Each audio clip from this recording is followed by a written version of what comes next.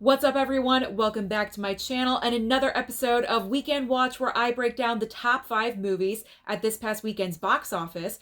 But I also let you know what brand new films to expect in your local movie theater this coming weekend and also on streaming services. So despite all the behind the scenes drama, Don't Worry Darling did debut at the #1 spot with $19.2 million. Now, the industry did predict around a $17 million opening weekend, so this is above expectations. However, you can tell they probably wanted to be in the $20 million range, but it happened to land in the same opening as The Woman King from last weekend, right at that 19 million. So I'm not really sure what's going on there, but the positivity is that the top 5 is dominated with all female-led performances, and then with Don't Worry Darling with Olivia Wilde as a female director. This is a fantastic thing to see. I honestly can't remember the last time we saw such a female-dominated top 5, but I'm digging it and I'm enjoying it, and I hope it continues in the future. So in second and third place, second spot goes to The Woman King. Last week's #1 fell 1 spot to #2, bringing in another $11.1 million. And then in third place is the re-release of Avatar with $10 million even. In fourth and fifth place, we have both of our spooky season horror movies still holding up well.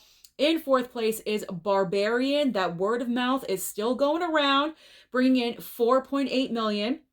And then Pearl rounds out the top 5 with another $1.9 million. If you haven't seen Pearl, Barbarian, or Don't Worry Darling, I've seen all 3 of these. I do highly recommend all of them to you. So go and enjoy them. Okay, what is new to the box office this coming weekend? The final day of September. What are we getting? Another horror movie. September has been horror movie month, and this coming Friday, we are getting Smile. This movie looks unbelievably creepy. I'm not sure if I'm going to go and see this in the theater. The trailer kind of freaked me out just a little bit with that head. You know, if you've seen the trailer, you know what I'm talking about. So that was a little bit weird for me. So I'm not sure if I'm going to go and see that. Maybe I will. I don't know. I'm not sure yet. But if you're not interested in that one, there's other options at the box office. We have The Good House with Kevin Kline and Sigourney Weaver, and then also Bros. But if you're not interested in any of those options, you've seen all the horror movies that you want, you saw The Woman King, you're not interested in Don't Worry Darling, there's always options on streaming for you. So this is a big week over on Netflix. You got good and you got not so good. So over on Netflix this week, Blonde. Blonde is finally debuting. This is the Marilyn Monroe story based off of the book, I believe, starring Ana de Armas. A lot of word of mouth behind this movie. She's getting a lot of recognition. We're talking award season recognition, so she may be an Oscar contender for this. I'm definitely going to be watching this. And then the not so good, we got Rob Zombie's The Munsters.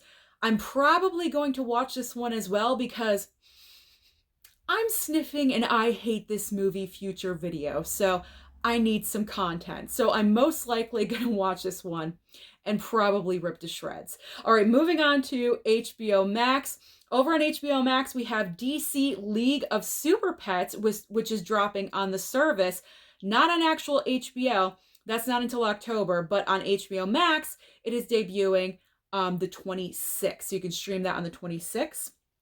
And then on Disney Plus, this is the week that all of you Hocus Pocus fans have been looking forward to for so long, because September 30th, you are finally getting Hocus Pocus 2. Let's be honest, we're all going to be parked in front of our TVs on that night watching Hocus Pocus 2. I plan on rewatching Hocus Pocus and then watching that one as well.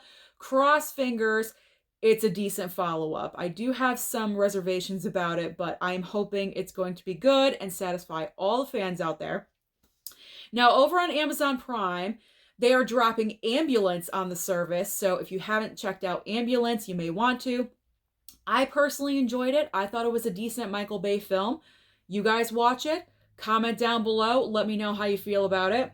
Over on Paramount Plus, House of Gucci is making the rounds to every single streaming service. And this weekend, they are finally hitting Paramount Plus. And then finally, over on Apple TV Plus, we have The Greatest Beer Run Ever. So that is the rundown of what is happening at the box office and also on streaming. So let me know down below, what did you go and see this past weekend?